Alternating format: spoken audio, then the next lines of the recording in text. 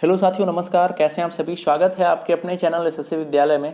अभी हम लोग करने जा रहे हैं a mirror of common errors का सेट नंबर 16।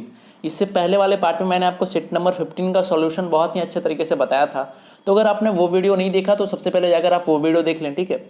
तो किस तरीके से मैं आपको कराता हूँ, जो लोग हमारे साथ शुरुआत से जुड़े हैं तो उनको पता है कि हर एक क्वेश्चन आपके सामने आते हैं, मैं उनका सॉल्यूशन बताता हूँ। उसके बाद उस क्वेश्चन में यूज हुए कॉन्सेप्ट को मैं आपको रिकॉल करवाता हूँ, अगर पहले यूज है, या फिर मैं याद करवाता हूँ, ठीक है। सबसे इंपॉर्टेंट है कि हर एक कॉन्सेप्ट को मैं बढ़िया से समझाता चलता हूँ। इससे आप आने वाले क्वेश्चन के लिए ये काफ़ी बेनिफिशियल साबित होता है। तो लगातार आप हमारे साथ अंत तक बने रहेंगे, आपको सारी बातें समझ में आ जाएगी। चलिए शुरू करते हैं क्वेश्चन नंबर 1 से। आपका आज के सेशन का साथियों क्वेश्चन नंबर 1 है कि he got to the top and was very disappointed when he found that someone else has reached it first. यही रहा क्वेश्चन नंबर 1, है ना। अब देखिए, मैंने एक पॉइंट आपको बताया था। क्या बताया था? मैंने बताया था कि आपको किसी भी सेंटेंस का सबसे इंपॉर्टेंट बात कि उसका टेंस मेंटेन करना चाहिए। क्या बताया था मैंने? टेंस मेंटेन करना चाहिए। टेंस का आने का मतलब अगर प्रेजेंट में चल रहा है तो प्रेजेंट को मेंटेन करेगा, पास्ट चल रहा है तो पास्ट को मेंटेन करेगा, ठीक है। और अगर फ्यूचर चल रहा है तो फ्यूचर को मेंटेन करेगा। चलिए समझते हैं। यहां लिखा हुआ है क्या? He got to the top and was very disappointed, ठीक है, व्हेन ही फाउंड दैट। अब यहां से ये पता चला आपका ये पास्ट है, ठीक है। ये भी we found, when he found that. यहां से क्या पता चला आपको? गॉट है, वाज है, ही फाउंड। क्या पता चल रहा है आपको कि ये जो सेंटेंस है ये आपका पास्ट में है। किसमें है साथियों? ये सेंटेंस आपका पास्ट में है। क्लियर? यहां से ये पता चला आपको। लेकिन जैसे ही अगले सेगमेंट में आपने इंटर किया, someone else has reached it first. अब देखिए, हैज का प्रयोग कभी भी साथियों हम लोग पास्ट में करते हैं क्या? कभी भी हैज का प्रयोग पास्ट में किया जाता है? कभी नहीं, ठीक है। हैज का जो पास्ट होता है, हैज हो, हैव हो, इसका पास्ट होता है हैड, ठीक है। तो हैज बस यहीं पर आपका एरर था, यहीं पर आपकी गलती थी। तो हैज को हमें कट करना होगा, ठीक है, यहां से इसे रिमूव करना होगा और इसके जगह पर हमें लिखना होगा हैड, ठीक है। ये आपका करेक्ट होगा। तो क्वेश्चन नंबर 1 का सही ऑप्शन क्या हो जाएगा साथियों? Option number D. क्लियर? तो डी जिनका सही था, डी जिनका आंसर आया था उनका बिल्कुल करेक्ट है ऑप्शन नंबर डी। चलिए आगे बढ़ते हैं। अगला सवाल है क्वेश्चन नंबर 2। क्वेश्चन नंबर 2 है कि if he would not have confessed it himself the crime could scarcely have been brought home to him. यही है क्वेश्चन नंबर 2। सबसे पहले आप बताएं इसका आंसर क्या होगा, जल्दी से कमेंट करके बताएं। ये रहा क्वेश्चन नंबर 2। चलिए क्वेश्चन नंबर 2 बताने से पहले एक छोटा सा पॉइंट मैं आपको बताना चाहता हूं। ये पॉइंट ऐसा है जो आपके एग्जाम में रिपीट होता है और पिछले कुछ सेट में ये ऐसे सवाल आपसे पूछे गए हैं। मैंने आपको बताया था कि कभी भी कोई पास्ट के अनफुलफिल्ड विश हो, कंडीशन हो, डिजायर हो, इसको बताने के लिए एक खास स्ट्रक्चर को हम लोग फॉलो करते हैं। स्ट्रक्चर क्या होता है? या तो सेंटेंस हैड से शुरू हो, ठीक है, had plus subject plus V3, या फिर इफ से शुरू हो। देखिए ये इफ से शुरू है तो इसका स्ट्रक्चर मैंने आपको बता रखा है पहले कि इफ से अगर शुरू होता है तो इसका स्ट्रक्चर देखिए साथियों, सुनिएगा। चूंकि मैं ज़्यादा लिख नहीं सकता, चूंकि हमारे पास उतना टेक्निकल थोड़ा कुछ प्रॉब्लम है, इसलिए मैं ज़्यादा लिख नहीं सकता, तो सिर्फ आपको हमारी आवाज़ सुननी है। देखिए इसका स्ट्रक्चर होता है, सबसे पहले होता है इफ, फिर होता है सब्जेक्ट, फिर होता है हैड प्लस V3, ये पहला सेगमेंट, ठीक है। फिर दूसरे सेगमेंट में subject plus would, could, might, should, फिर हैव प्लस V3। अब देखिए दूसरा तो ठीक है आपका कुड, ठीक है, दूसरा सेगमेंट देखिए आपका सही चल रहा है। ये जो दूसरा सेगमेंट है कुड यहां लिखा हुआ है, ठीक है, हैव V3 आपका सही चल रहा है। लेकिन पहले सेगमेंट में यहां पर एरर हो गया। पहला सेगमेंट मैंने क्या आपको बताया, फिर से रिपीट करते हैं। If plus subject plus had plus V3, if plus subject plus had plus V3। ये हैड है क्या? नहीं है, क्योंकि ये अनफुलफिल्ड डिजायर को ये डिनोट कर रहा है। तो यहाँ जो लिखा हुआ है वुड नॉट हैव, इसके जगह पर हमें क्या लिखना होगा? इसके जगह पर हमें सिंपली लिखना होगा हैड नॉट, ठीक है। तो यहां पर आप लिख लीजिएगा हैड नॉट। ये जो लिखा हुआ है यहां पर आप क्या लिखेंगे? Had not. समझ में आया कि नहीं आया? तो ये जो क्वेश्चन नंबर 2 था इसका भी सही ऑप्शन क्या हो जाएगा? Option number A. चलिए आगे बढ़ते हैं। अगला सवाल है क्वेश्चन नंबर 3। क्वेश्चन नंबर 3 है कि the boys worked slowly for they knew that as soon as they finish one exercise the teacher would tell them to do the next. यही है क्वेश्चन नंबर 3। देखते हैं कहां एरर है, फिर से रिपीट करेंगे। The boys worked slowly for they new that. यहां से आपको क्या पता चला? दे न्यू, मतलब ये सेंटेंस पक्का किसमें? पास्ट में चल रहा है भाई। आगे बढ़ते हैं। As soon as they finish one exercise. अच्छा, यहां पर तो था ये पास्ट में, यहां पर ला दिया फिनिश। फिनिश का प्रयोग कभी भी पास्ट में करते हैं क्या? फिनिश का जो पास्ट में यूज करते हैं किसमें, किस फॉर्म में होता है? वो आपका फिनिश्ड में होता है। क्लियर? तो यहां जो फिनिश लिखा हुआ है, फिनिश की जगह पर हमें क्या करना होगा? इसमें ed ऐड करना होगा, ठीक है, फिनिश्ड। समझ में आया कि नहीं आया? जल्दी से बताएं। तो क्वेश्चन नंबर थर्ड में छोटा सा एरर था और कॉन्सेप्ट क्या लगा, वही जो मैंने अभी बताया था आपको। तो बस आप हमारे साथ अगर बने रहेंगे तो बस इस तरीके से मैं आपको बताता हूं कि मतलब कोई भी सवाल आपसे छूटेगा नहीं, तुरंत क्लिक करेगा। जैसे ये क्लिक किया है ना, तो question number third, question number sorry option number C इसका क्या हो जाएगा, करेक्ट आंसर। चलिए आगे बढ़ते हैं, अगला सवाल है क्वेश्चन नंबर 4। क्वेश्चन नंबर 4 है कि under no circumstances did he prosper as a business consultant since his arrival in America 20 years ago. यही है क्वेश्चन नंबर 4। क्लियर साथियों? चलिए देखते हैं किस तरीके से क्वेश्चन नंबर 4 को हम लोग सॉल्व कर सकते हैं। चलिए सबसे पहले मैं कुछ टाइम आपको देता हूं, जल्दी से इसका आंसर बताएं आप। क्वेश्चन नंबर 4 इसका सही आंसर क्या होगा, एक बार ट्राई करें फिर मैं बताऊंगा इसका आंसर क्या होगा।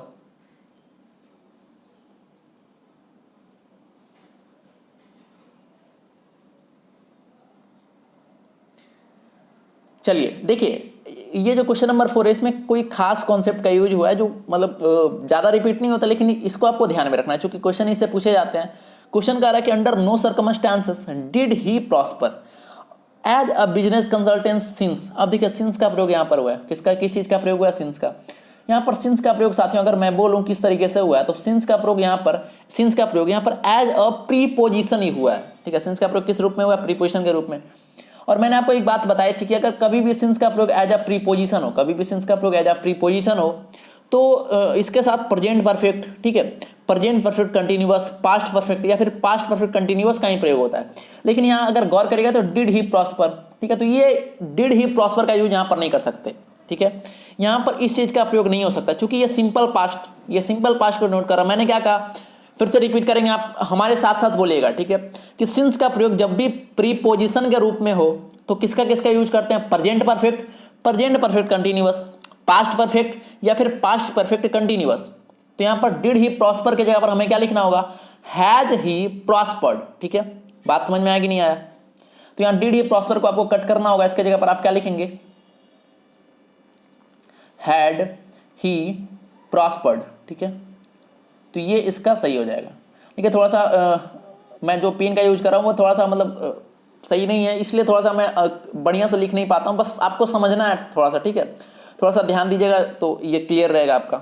चलिए ये क्लियर हो गया, तो क्वेश्चन नंबर 4 का सही ऑप्शन क्या होगा साथियों, ऑप्शन नंबर बी। आपको राइटिंग पर नहीं जाना है क्योंकि राइटिंग का प्रॉब्लम नहीं है, वो पेन का ही प्रॉब्लम है। ठीक है, पेन सही से वर्क नहीं कर रहा है जो मैं पेन का यूज कर रहा हूँ स्क्रीन पर लिखने के लिए। तो इसके लिए भी मैंने ऑर्डर दिया है, न्यू पेन आ रहा है, उसके बाद मैं आपको अच्छे तरीके से आने वाले क्लास में अच्छे तरीके से मैं आपको समझा पाऊंगा। चलिए अगला क्वेश्चन है क्वेश्चन नंबर 5। क्वेश्चन नंबर 5 है the police accused him for setting fire to the building but he denied having been in the area on the night of the fire. चलिए इसका आंसर बताइए आप जल्दी से, क्वेश्चन नंबर 5 इसका answer क्या होगा। बहुत आसान सवाल है और ये इसमें अगर मैं ऐसा बोलूं कि इसका जो कॉन्सेप्ट है वो पहले रिपीट किया है तो आप चौंकिएगा मत, चूंकि मैंने पहले भी आपको बताया था कि एक्यूज जो वर्ड है, ठीक है, ये अपने बाद हमेशा प्रीपोजिशन ऑफ लेता है। ठीक है, और यहाँ देखिए किसका यूज हुआ है, एक्यूज्ड फॉर। एक्यूज्ड फॉर नहीं होता, ठीक है, एक्यूज्ड के बाद हमेशा ऑफ ही होता है, फॉर की जगह पर हमें क्या लिखना होगा, एक्यूज्ड ऑफ। बस छोटा सा कॉन्सेप्ट था, एक्यूज्ड ऑफ। अगर 5 बार रिपीट भी कर लेंगे हमारे साथ एक्यूज्ड ऑफ तो ये याद हो जाएगा आपको। ठीक है, जैसे एक और एग्जाम्पल देखिए कि the teacher accused him of stealing. ठीक है, तो एक्यूज्ड ऑफ ही होता है यहाँ पर। चलिए तो इसका सही ऑप्शन क्या होगा, ऑप्शन नंबर बी सेगमेंट में इंटर हो गया था तो बी इसका सही आंसर होगा। जिनका भी बी आया था बहुत बढ़िया। चलिए अगला सवाल है क्वेश्चन नंबर 6 की the paper displays the author's graphs of the subject which not only stems from his experience but also from his original thinking. ये रहा क्वेश्चन नंबर 6। देखते हैं इसमें इसका सही ऑप्शन क्या होगा। सबसे पहले मैं आपको टाइम देता हूं, जल्दी से इसका आंसर बताएं आप। आसान सवाल है, इजी सवाल है, इसका आंसर जल्दी से आप कमेंट करें, बताएं। क्वेश्चन नंबर 6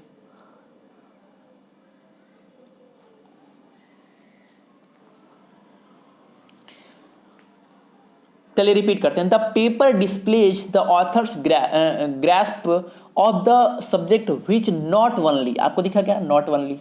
अच्छा ठीक है, देखिए मैं ऐसा नहीं कह रहा कि जब भी नॉट ओनली दिखा तो एरर वहीं पर होता है, मतलब बस आपको चेक करना है क्योंकि ज्यादा चांसेस यहीं पर होते हैं। ठीक है, नॉट ओनली, तो सबसे पहले तो इसका पेयर वर्ड खोजिए। नॉट ओनली का पेयर वर्ड मैंने आपको बताया था क्या होता है, बट ऑल्सो। कहाँ है बट ऑल्सो, तो देखिए आगे में लिखा हुआ है बट ऑल्सो। पेयर वर्ड जैसे ही लिखा तो उसके बाद मैच कराएंगे, बट ऑल्सो किसके पहले, नॉट ओनली किसके पहले। अब ध्यान दीजिए कि जो ये बट ऑल्सो है वो फ्रॉम के पहले, बट ऑल्सो किसके पहले है, बट ऑल्सो फ्रॉम के पहले। तो नॉट ओनली भी फ्रॉम के पहले होना चाहिए कि नहीं होना चाहिए, तो देखिए फ्रॉम यहाँ पर है आपका, तो नॉट ओनली को कहाँ होना चाहिए था, नॉट ओनली को होना चाहिए था यहाँ पर इसके पहले, और ये जो स्टेम्स लिखा है इसको नॉट ओनली के पहले होना चाहिए था। तो क्या करेंगे हम लोग, इसको इंटरचेंज कर देंगे। समझ में आया कि नहीं आया, ये क्लियर हुआ कि नहीं हुआ, नॉट ओनली फ्रॉम। चलिए तो इसका क्वेश्चन नंबर 6 का सही ऑप्शन क्या होगा, ऑप्शन नंबर सी। तो जिनका भी ऑप्शन नंबर सी था बहुत बढ़िया, वेल डन, सही ऑप्शन, सही जवाब है आपका। अगला सवाल है क्वेश्चन नंबर 7। क्वेश्चन नंबर 7 है कि she asked to me look at the dreadful letter she has got and asked how she should reply to it. देखिए आप हमारे साथ कोशिश करेंगे टेस्ट जैसा दें इसको, ठीक है, लाइव टेस्ट के जैसा दें, तो आपका डिस्कशन भी हो जाएगा, ठीक है, साथ में आपको पता भी चलेगा कि आपका मतलब किस कहाँ पर इरर हो रहा है, कहाँ पर गलतियाँ हो रही है। चूंकि आप पहले बनाएंगे, तुरंत मैं इसका सोल्यूशन बताऊंगा आपको, कॉन्सेप्ट समझाऊंगा, तो बहुत ज़्यादा बेनिफिट होने वाला है इससे, ठीक है। चलिए सबसे पहले आप बताइए, she asked to me to look at the dreadful letter she has got and asked how she should reply to it. बताइए इसका आंसर जल्दी से। भाई ये कॉन्सेप्ट कितना रिपीट कर रहा है ना, अभी तो मैंने बताया था सी आस्क्ड मी, क्या है भाई, पास्ट में है, ये किस में है, पास्ट में। आगे बढ़ते हैं, at the dreadful letter she has got, has का प्रयोग कभी पास्ट में होता है क्या, नहीं, कट करिए, ठीक है, यही आंसर होगा आपका। हैज की जगह पर क्या लिखेंगे अगर पूछे तो, हैज की जगह पर हम हैड लिख सकते हैं, ठीक है, यहाँ क्या लिखेंगे हम, हैज की जगह पर हमें हैड लिखना होगा, क्लियर। तो ऑप्शन नंबर 20 का करेक्ट हो जाएगा। चलिए आगे बढ़ते हैं, अगला सवाल है question number 8। I would have enjoyed the journey more if the man in the berth below mine would not have snorted all the time। अच्छा सवाल है क्वेश्चन नंबर 8। चलिए सबसे पहले मैं आपको टाइम देता हूं, जल्दी से बताइए इसका आंसर। चलिए अगर मैं बोलूं कि ये जो क्वेश्चन नंबर 8 में जो कॉन्सेप्ट लग रहा है वो अभी मैंने आपको करा रखा है, इस सेशन में सेम ये सवाल हुआ है। चलिए ये आपके लिए हिंट है कि सेम ऐसा सवाल आपके इस सेशन में अभी हुआ है, अभी मैंने इसका कॉन्सेप्ट बताया बढ़िया तरीके से, इसका पूरा स्ट्रक्चर बताया। अब बताएं इसका आंसर क्या होगा, क्वेश्चन नंबर 8।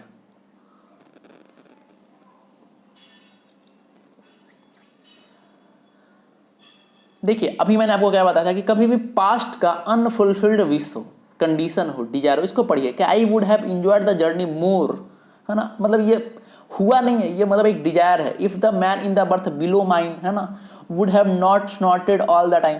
स्ट्रक्चर मैच कराइए, स्ट्रक्चर मैंने क्या बताया था, if plus subject plus had plus V3, ठीक है, ये था स्ट्रक्चर, ये कंडीशनल क्लाउज में। अब मैच कराइए, ठीक है, देखिए इफ तो मैच कर गया, ठीक है, ध्यान से देखिएगा यहाँ पर, देखिए इफ तो मैच करेगा, if the man in the birth below mine would have not स्नॉटेड, ठीक है, वुड नॉट हैव स्नॉटेड। मैंने अभी क्या बताया कि if plus subject plus had plus V3 होता है किसमें, कंडीशनल क्लाउज में। तो यहाँ पर जो वुड नॉट हैव लिखा हुआ था, बस यहीं पर आपका एरर है, ठीक है, ये जो लिखा हुआ वुड नॉट हैव, ये यहाँ पर इसका प्रयोग नहीं हुआ, क्योंकि इफ के साथ किसका होता है प्रयोग, अभी मैंने क्वेश्चन नंबर 2 में कराया था, अगर नहीं है तो आप बैक करके देखिएगा क्वेश्चन नंबर 2। क्वेश्चन नंबर 2 में मैंने बताया था if plus subject plus had plus V3 होता है, क्लियर। तो यहाँ जो लिखा हुआ वुड नॉट हैव तो निगेटिव है, तो हैड के साथ नॉट का प्रयोग कर देंगे, ठीक है, तो हैड, ठीक है, नॉट, तो वुड नॉट हैव की जगह पर क्या होगा साथियों, हैड नॉट। तो जिनका भी आंसर ऑप्शन नंबर डी जो गेस कर रहे थे बिल्कुल करेक्ट है उनका, ठीक है, ऑप्शन नंबर डी ही इसका सही होगा।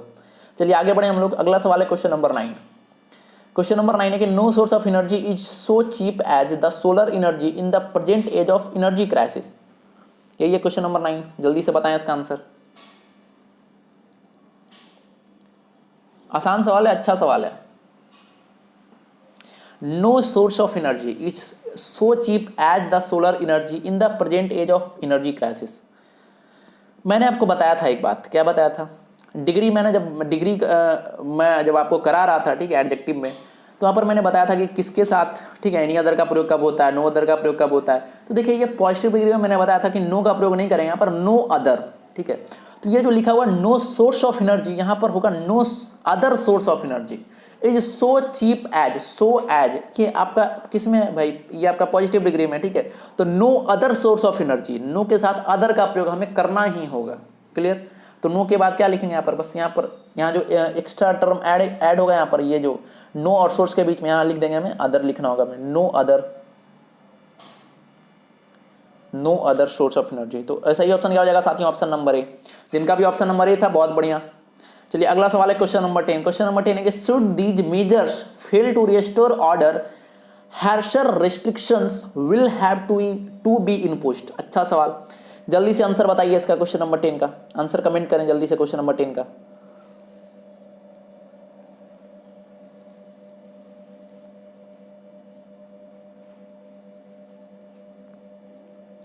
जल्दी से बताइए, बहुत शानदार सवाल है, ये लोगों को फंसाता है, ठीक है, ये जो लिखा हुआ बहुत लोगों को फंसाता है।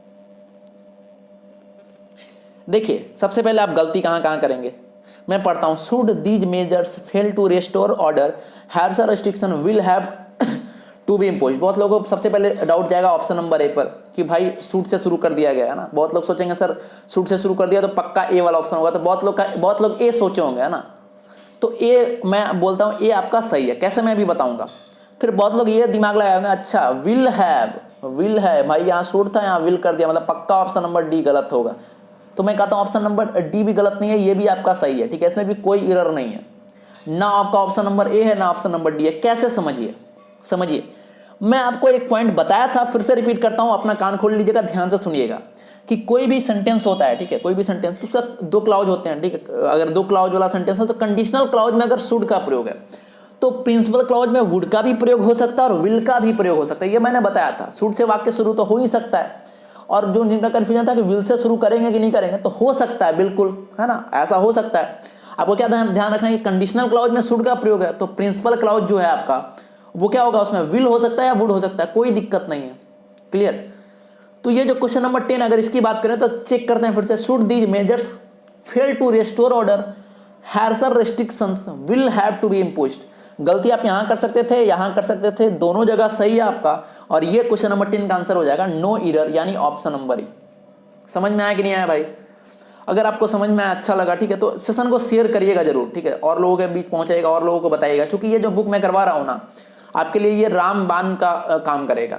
ये बुक आप सॉल्व कर लेंगे ना, पूरा मैं आपको कराने वाला हूं। अब देखिए बहुत लोग करते हैं सर दिन में 4 कराओ सेट। अब देखिए ऐसा सोचिए 4 सेट में कराऊंगा, उसका आउटपुट भी निकलना चाहिए, उतना कॉन्सेप्ट आपको आना भी चाहिए। तो मैं उतना ही कराता हूं जितना आपके लिए, जितना एक दिन में आप कर सकते हो, ठीक है। ये बुक बड़ा है काफी, इसमें काफी सारे कॉन्सेप्ट हैं, काफी सारे क्वेश्चन हैं, तो इसका मतलब ये नहीं कि टारगेट बना भाई 30 ही दिन में खत्म कर लेना है, फिर 30 दिन के बाद 31वां दिन भूल गए सब, ऐसा नहीं होना है।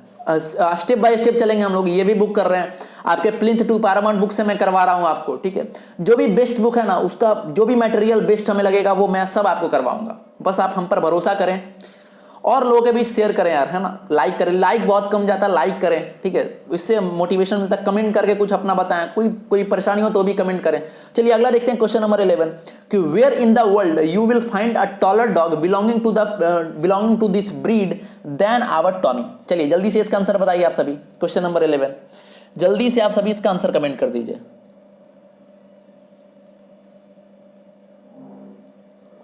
अब देखिए एक बात आपने नोटिस किया क्या, चलिए मैं आप ही के जैसा सोचता हूं, कहां गलत, where in the world you will find. अब देखिए you will find a taller dog belonging, अब बताइए सबसे पहला सवाल आपसे पहला सवाल है कि ये जो सेंटेंस दिख रहा है क्वेश्चन नंबर 11 कौन सा सेंटेंस है, ये असर्टिव है, नेगेटिव है, इंट्रोगेटिव। तो आपका ध्यान जाएगा सबसे आखिरी में, इंट्रोगेशन का साइन है, मतलब आपका आंसर क्या आएगा कि इंट्रोगेटिव है, ठीक है। आपका आंसर क्या आएगा कि सर ये इंट्रोगेटिव सेंटेंस है। तो मैं आपसे कहना चाहता हूं कि अगर ये इंट्रोगेटिव सेंटेंस है तो इंट्रोगेटिव में होता है इन्वर्जन, यानी इंट्रोगेटिव में सब्जेक्ट के पहले आता है ऑक्सिलरी वर्ब। आता है कि नहीं आता, मैंने आपको करा रखा है, ठीक है, भूलिएगा मत। इंट्रोगेटिव सेंटेंस में सब्जेक्ट के पहले आता है ऑक्सिलरी वर्ब। अब यहां ध्यान दीजिए, यू विल फाइंड सही है क्या, विल का प्रयोग सब्जेक्ट के बाद कर दिया जो कि गलत है, यहां पर होना चाहिए था विल यू फाइंड, इंटरचेंज, ठीक है, विल यू फाइंड यहां होना चाहिए था। समझ में आएगी नहीं? तो इस तरीके से हम क्वेश्चन को सॉल्व करते हैं। क्वेश्चन नंबर 11 का आंसर क्या हो जाएगा, ऑप्शन नंबर बी, आसान था, ठीक है, ध्यान रखिएगा इसका। चलिए अगला सवाल है क्वेश्चन नंबर 12 कि she was to have married my brother but she had been killed in a plane crash a month before the wedding date. जल्दी से बताइए आप सभी इसका आंसर क्या है, क्वेश्चन नंबर 12, जल्दी से बताएं इसका आंसर क्या होगा। अब मैं फिर से पढ़ता हूं कि she was to have married my brother but she had been killed in a plane crash a month before. देखिए उसकी शादी होने वाली थी, ठीक है, मैं एग्जैक्ट नहीं बता रहा इसका हिंदी, इसकी शादी होने वाली थी, लेकिन शादी हुई क्या, सोचिए, ऐसे समझिए कोई भी थी, उसकी शादी हमारे भाई के साथ होने वाली थी, लेकिन हुआ क्या, शादी नहीं हुआ। क्यों? क्योंकि उसकी मृत्यु हो गई, ठीक है, उसकी दुर्घटना में एक मृत्यु हो गई, प्लेन क्रैश में मृत्यु हो गई। तो ये कोई एक घटना है जो पास्ट में होने वाला था, ध्यान से सुनिएगा, ये कोई एक ऐसा घटना है जो पास्ट में होने वाला था, हुआ नहीं। तो इसका स्ट्रक्चर मैच करेगा ना, मैंने बताया ना अभी, मुख्य क्लाउज में क्या होगा, subject plus would, could, might, should, कुछ भी हो कोई फर्क नहीं पड़ता, उसके साथ हैव प्लस B3 मैच कराइए। She was have, was to have, was का प्रयोग कहां से आ गया, है ना, मेन क्लाउज यही है आपका, सब्जेक्ट प्लस वुड होगा यहाँ पर, वाज के जगह पर हमें क्या लिखना होगा, वुड, वाज टू को यहाँ रिमूव करेंगे, इसके जगह पर हमें लिखना होगा वुड। अब देखिए आपका सही हो गया। अभी मैंने आपको क्या बोला, सब्जेक्ट प्लस वुड हैव या फिर कुड हैव या फिर माइट हैव, शुड हैव, तो यहाँ तो वुड होगा प्रयोग, तो सब she would have married my brother. अब ये सही हो गया। तो क्वेश्चन नंबर 12 का सही ऑप्शन क्या होगा साथियों, ऑप्शन नंबर ए। समझ में आया कि नहीं आया, ठीक है, जिनका भी ये था बिल्कुल सही है, जिनका भी अगर ए ऑप्शन आ रहा होगा बिल्कुल करेक्ट। अगला सवाल है क्वेश्चन नंबर 13 की, he told me that if he would have spoken to his father as I spoke to him his father would have beaten him. जल्दी से इसका आंसर बताएं। देखिए रिपीट कर रहा है, क्वेश्चन नंबर 2 आया था सेम, ठीक है, क्वेश्चन नंबर आपका 8 था, क्वेश्चन नंबर 12 भी ऐसा ही था, ठीक है, स्ट्रक्चर वाला था सब, क्वेश्चन नंबर ये भी रिपीट कर गया, क्वेश्चन नंबर 13। बताएं इसका आंसर, इसका आंसर सभी से सही आना चाहिए, करेक्ट होना चाहिए। देखिए अगर आप सोचते हैं ऐसा कि मैं सिर्फ सॉल्यूशन बता के आगे निकलता चलूं, तो ये कहीं ना कहीं आपके साथ खिलवाड़ होगा, आपका टाइम का बर्बादी होगा। और अगर आप यहाँ पर आप हमारे साथ जुड़े हैं, ठीक है, भले अभी हमारा परिवार बहुत छोटा है, हम लोगों का जो ग्रुप है बहुत छोटा है, यकीन है किसी ना किसी दिन तो बड़ा होगा ही। बस हमारा एक ऑनेस्ट हमारा मतलब एक प्रयास रहता है कि जो भी लोग, अगर 1% भी हमारा वीडियो देखता है ना, तो मैं स्टॉप नहीं करूंगा, उसको कंटिन्यू रखूंगा। और उस पर्सन का, जो भी व्यक्ति देख रहा है हमारा वीडियो, ठीक है, अगर एक व्यक्ति भी देख रहा है तो उसके लिए मैं पूरा जी जान लगा दूंगा, ठीक है, उसके लिए मतलब पूरा 100 क्या 200% मतलब अपना एफर्ट लगाऊंगा कि जो भी व्यक्ति देख रहा है उसका रिजल्ट हो, इंग्लिश में कोई दिक्कत ना हो। अगर आप मैथ का वीडियो देखते हो तो मैथ में कोई दिक्कत ना हो, ठीक है।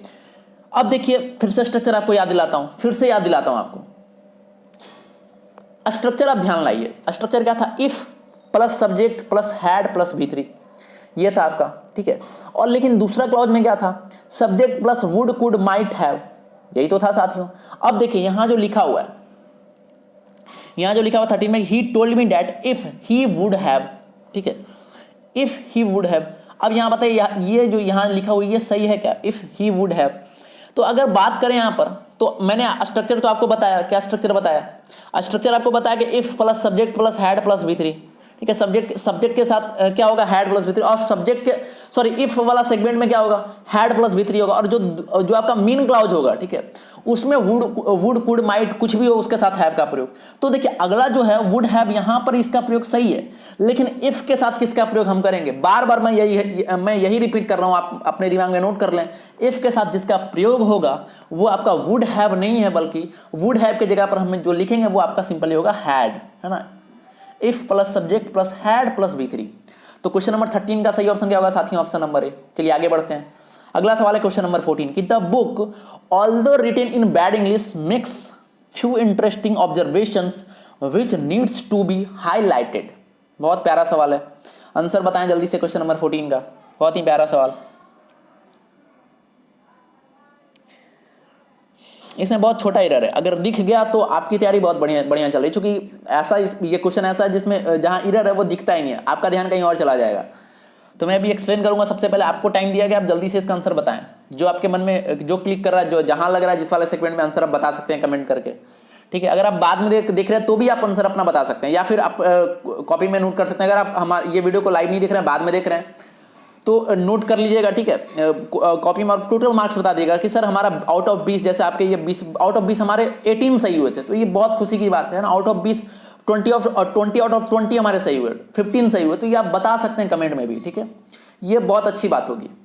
चलिए तो देखिए इसमें आपको ध्यान रखना है, मैं फिर से पढ़ता हूं कि the book although written in bad English makes a few interesting observation which needs, देखिए नीड और नीड्स के बारे में मैंने आपको पहले बता रखा है, फिर से रिपीट करते हैं। देखिए मैं ये बात क्यों बोलता हूं, पहले बता रखा है, ताकि आपको ये पता चले कि इंग्लिश में अनलिमिटेड कॉन्सेप्ट नहीं है, कॉन्सेप्ट लिमिटेड है, उतना ही आपको करके जाना है एग्जाम में, उसी से आपके सवाल पूछे जाएंगे। देखिए नीड्स के बारे में मैंने बताया था, नीड्स के बदले यहाँ पर यहाँ नीड्स का प्रयोग नहीं होगा, ठीक है, नीड्स के बदले नीड का प्रयोग होगा, ठीक है। चूंकि मैंने आपको बताया था कि देखिए जो भी आपका हो, रिलेटिव प्रोनाउन हो, हु हो, विच हो, डैट हो, यहाँ पर विच का प्रयोग है, कोई दिक्कत नहीं, ठीक है। मैंने आपको पहले बताया था कि कभी भी रिलेटिव प्रोनाउन उसके बाद जो वर्ब जो इसका प्रयोग करेंगे उसके एंटीसीडेंट के अकॉर्डिंग करेंगे। इसका एंटीसीडेंट क्या है, इसका एंटीसीडेंट है फ्यू इंटरेस्टिंग ऑब्जर्वेशंस, ठीक है। तो इसके अकॉर्डिंग यहाँ पर नीड्स नहीं होना चाहिए, बल्कि नीड का प्रयोग होगा। समझ में आया कि नहीं आया? चूंकि ये आपका प्लूरल है तो इसके साथ हम लोग प्लूरल प्रयोग करेंगे ना। ये नीड्स आपका क्या हो गया, ये आपका सिंगुलर हो गया, ये आपका सिंगुलर हो गया, ये आपका प्लूरल है तो इसके साथ प्लूरल होगा, तो नीड्स में यस हमें हटाना होगा, यस को आप हटा दीजिए, अभी आपका सही होगा नीड, ये आपका प्लूरल होता है। तो क्वेश्चन नंबर 14 का सही ऑप्शन क्या होगा, ऑप्शन नंबर डी। चलिए आगे बढ़े हम लोग। तो एंटीसीडेंट वाला ध्यान रखिएगा, रिलेटिव प्रोनाउन के पहले जो होता है वो आपका एंटीसीडेंट होता है, उसके अकॉर्डिंग उसके बाद वाले वर्ब का प्रयोग करते हैं। अगला सवाल है क्वेश्चन नंबर 15 के, he has had the best doctors available but he will not recover until he does not have the will to live. चलिए इसका आंसर बताइए जल्दी से आप, क्वेश्चन नंबर 15 जल्दी से बताइए भाई, क्वेश्चन नंबर 15 का आंसर क्या होगा, जल्दी से वेट कर रहा हूं मैं, जल्दी से इसका आंसर बताएं आप। अब देखिए इतना आसान सवाल है, मैं यहां जैसे आपको दिखा अनटिल, दिख गया नॉट, मैंने आपको कितना बार बताया ना, बता कर थक गया हूं कि कभी भी अनलेस हो अनटिल हो। चलिए अगर आप भूल गए ना तो आप इसके बाद मत भूलिएगा, आप हमारे साथ रिपीट करिए, कभी भी अगर अनटिल हो, कभी भी अगर अनलेस हो, कभी भी अगर अनटिल हो, कभी भी अगर अनलेस हो, तो वो खुद ही निगेटिव होता है, उसके साथ कभी भी कोई निगेटिव वर्ड का यूज नहीं करते। तो वैसे भी अगर दिखा अनटिल नॉट तो आप फटाक से इसको टिक मारिएगा, सही हो जाएगा आपका। फिर भी अगर आपको पता करना है भाई साहब क्या इसमें सही होगा, ठीक है, अगर आपको पता करना है, जानना है, तब क्या करेंगे, ये जो लिखा हुआ डज नॉट हैव, इसको हमें रिमूव करना होगा और इसके जगह पर सिंपली हमें लिखना होगा हैज। ठीक है, इसको आप रिमूव करेंगे, इसके जगह पर सिंपली लिखेंगे has, he has the will to live. समझ में आया कि नहीं आया। चलिए तो ऑप्शन नंबर सी जिनका था बहुत बढ़िया, सही जवाब था उनका। अगला सवाल है क्वेश्चन नंबर 16 की, never despise anyone anyone at all for contempt implies a Triumph over and pleasure in the ills of others. चलिए इसका आंसर बताइए, क्वेश्चन नंबर 16 का सही ऑप्शन क्या होगा, सही आंसर क्या होगा, जल्दी से कमेंट करें आप सभी। क्वेश्चन नंबर 16, क्वेश्चन नंबर 16 का आंसर बताएं आप सभी जल्दी, बहुत ही अच्छा सवाल है। चलिए देखते हैं, never despise anyone at all, ठीक है सही है ये सेगमेंट। फॉर कंटेम्प्ट इंप्लाइज, यहां पर लग सकता है थोड़ा सा, लेकिन ये इंप्लाइज कंटेम्प्ट बिल्कुल सही है। A triumph over and pleasure in the ills of others. देखिए ये जो सेंटेंस है, अगर इसके आंसर की बात करें तो इसका आंसर है नो एरर, कोई एरर इसमें है ही नहीं, आप चेक कर सकते हैं, ठीक है। लेकिन एक बात आप ध्यान रखेंगे कि कोई भी जब भी आपके एग्जाम में सवाल आए, उसका अगर आपको लगे कि नो एरर, चूंकि इसमें सब जगह सही है, ये सेगमेंट आपका सही था, ठीक है, Triumph over and pleasure in the ills of other, ये भी आपका सही है, ठीक है, इडियोमेटिक यूज है, बिल्कुल सही है आपका। तो देखिए जब भी आप यहाँ तो आपने टिक कर दिया, जब भी आपको लगे ना एग्जाम में तो 2-3 बार उसको रीड करेंगे, क्योंकि होता है बहुत सारा ऐसा सेंटेंस होता है ना, बहुत सारे ऐसे लोग होते हैं कि कोई भी सेंटेंस है ना गलत भी है तो उनको लगता है नो ये एरर है सब, तो ऐसा नहीं होना चाहिए, ठीक है, सब नो एरर नहीं होना चाहिए। और थोड़ा सा ध्यान फोकस करे भाई, है ना, थोड़ा सा फोकस करके बैठे हमारे क्लास में। देखिए आप ये मत सोचें कि मतलब छोटा है ये है, मतलब ये मैं आपके लिए आया हूं तो बस आप और हम, इसके बीच में कुछ नहीं आना चाहिए।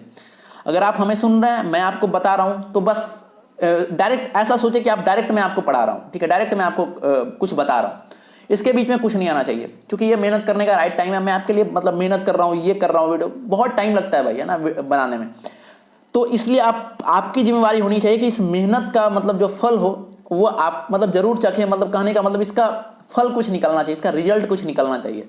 कमेंट करते हो ना, बहुत लोग कमेंट करते हैं सर रिजल्ट हो गया, कोई चीज में रिजल्ट हो गया, बहुत अच्छा लगता है, या फिर ये सर ये टॉपिक नहीं समझ में आ रहा था, समझ में आ गया, बहुत अच्छा लगता है हमें उस वक्त, ठीक है।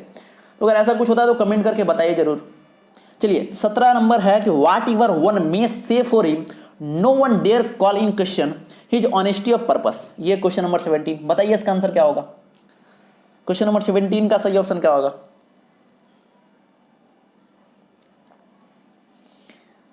रिपीट करते हैं कि what ever one may say for him no one dare call in question, dare call in question, देखिए डेयर का प्रयोग है, नो वन डेयर।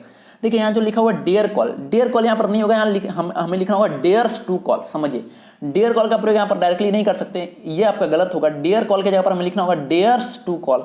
क्यों, समझिए, पहले मैं लिख देता हूँ यहाँ पर डेयर्स टू कॉल, ये आपका होगा, ठीक है।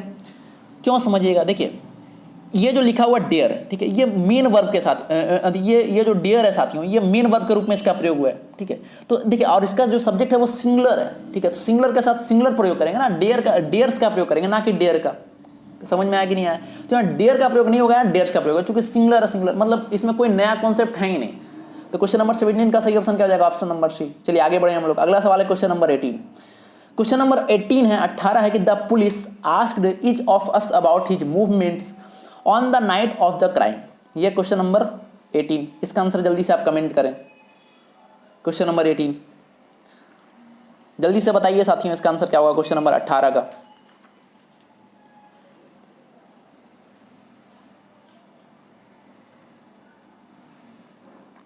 चलिए देखते हैं। The police asked each of us about his movements on the night of the crime. देखिए पुलिस आस्क्ड, पुलिस ने पूछा किससे, प्रत्येक से ना, वहां जितने भी लोग थे सबसे पूछा each of us about his movements. देखिए यहां कर सकता था गड़बड़, हिज के जगह पर देयर कर सकता था, क्योंकि यहां पर प्रत्येक आ गया, ठीक है, तो यहां पर हिज मूवमेंट्स होगा, यहां पर इरर हो सकता था आपका। बात समझे कि नहीं समझे? On the night of the crime, तो ये बिल्कुल सही है आपका, नो इरर जाएगा इसमें। कुछ क्वेश्चन नंबर 18 में किस में जाएगा? No error. जिनका ई था बहुत बढ़िया, बहुत बढ़िया, बिल्कुल सही डायरेक्शन में आप जा रहे हैं। अगला सवाल है क्वेश्चन नंबर 19।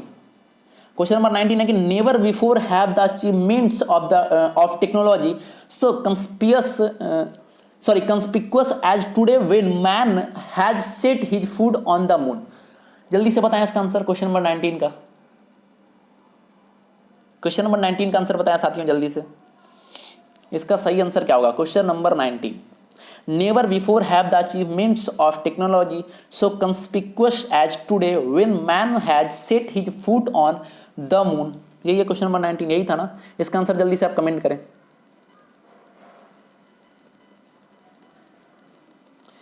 चलिए देखते हैं, ठीक है, देखते हैं इसका सही आंसर क्या होगा। अब देखिए यहां जो लिखा हुआ है कि never before have the achievements of technology so conspicuous as today when man has set his foot on the moon. तो देखिए यहाँ जो टेक्नोलॉजी लिखा हुआ है, यहाँ डायरेक्ट देखिए ये डायरेक्ट यूज कर दिया गया, जबकि यहाँ डायरेक्ट यूज नहीं होगा, ठीक है।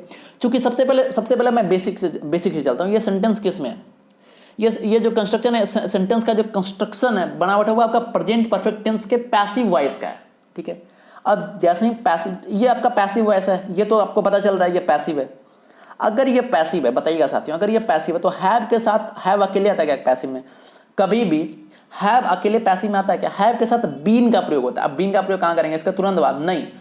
Never before have the achievements of technology been, मतलब टेक्नोलॉजी के बाद हमें बीन का प्रयोग करना होगा। तो ये जो टेक्नोलॉजी लिखा होता है इसके बाद हम लोग यहाँ पर हम लोग बीन का प्रयोग करेंगे, ठीक है। यहाँ पर लिख लीजिए बीन आप। तो क्वेश्चन नंबर 19 का सही ऑप्शन क्या होगा? Option number B. आपको ये पहचान करने आना चाहिए कौन सा एक्टिव है कौन पैसिव है, पैसिव का रूल पता होना चाहिए।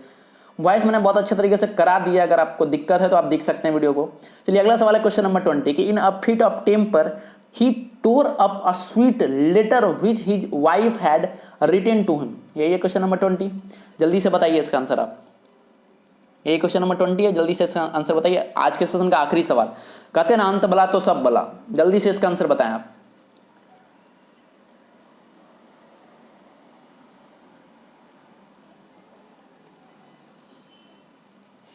चलिए क्वेश्चन नंबर 20 कराने से पहले मैं आर्टिकल के कुछ रूल आपको याद दिलाना चाहता हूं। आर्टिकल में क्या था, कितने तरह के, डेफिनेट, इनडेफिनेट।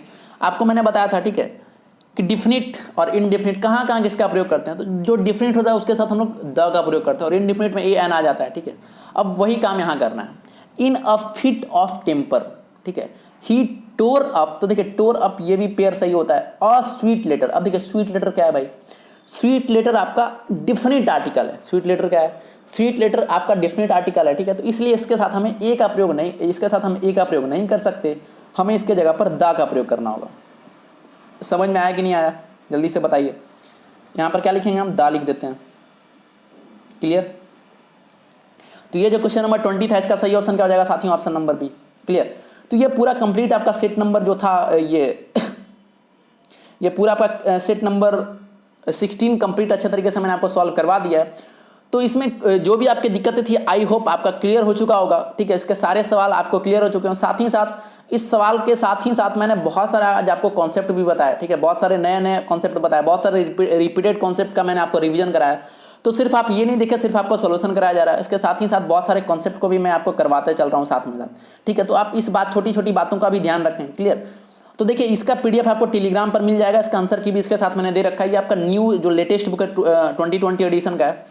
ठीक है साथियों, फिर मिलते हैं अगले पार्ट में। शाम को सभी को बताना चाहता हूँ, शाम को चलता है आपके मैथ का सेशन, बहुत ही शानदार तरीके से चल रहा है। आप एग्जाम की तैयारी कर रहे हैं, एनटीपीसी हो, एसएससी हो, जिसके लिए भी मैथ में अगर दिक्कत हो तो आप शाम वाले सेशन को देखें। वहाँ पर मैं राकेश यादव सर के बुक को, जो लेटेस्ट बुक है 9700+ उसको सॉल्व करवा रहा हूँ। साथ ही साथ मैं किरण को भी, है ना, सिर्फ राकेश यादव वाले बुक को नहीं सॉल्व करा रहा हूँ, बल्कि किरण भी जल्द से शुरू होने वाला है। तो आप शाम में मैथ का सेशन आता है, आप वहाँ पर कंटिन्यू कर लें, ठीक है। आप वीडियो को देखें, आपको समझ में आ जाएगा किस तरीके से मैं वीडियो करवाता हूँ। तो आज शाम को फिर मिलते हैं, ठीक है। शाम को 6 बजे आप अपना मतलब नोटिफिकेशन ऑन कर लेंगे, शाम 6 बजे मिलते हैं। और देखिए, इसको मैं धीरे धीरे टाइम इसका सेट कर रहा हूँ। सुबह में आपको प्रत्येक दिन एक इंग्लिश की वीडियो कंफर्म मिलेगी, ठीक है, और शाम को एक मैथ की वीडियो कंफर्म मिलेगी। तो कम से कम 2 वीडियो तो एटलीस्ट प्रत्येक दिन आपको मिलेगी, ठीक है। आज का वीडियो थोड़ा सा डिले आपको मिल रहा होगा, थोड़ी सी कुछ समस्याएं आ गई थी, तो फिर आगे अगले दिन से आपको कंटिन्यू अच्छा मतलब फिक्स टाइम पर वीडियो मिलने लगेगा। चलिए साथियों, फिर मिलते हैं अगले पार्ट में। बहुत बहुत धन्यवाद, अपना ख्याल रखें। अगले पार्ट में फिर मिलेंगे आपसे इसी अंदाज के साथ, इसी उत्साह के साथ। बहुत बहुत धन्यवाद आपका। Thank you. जय हिंद।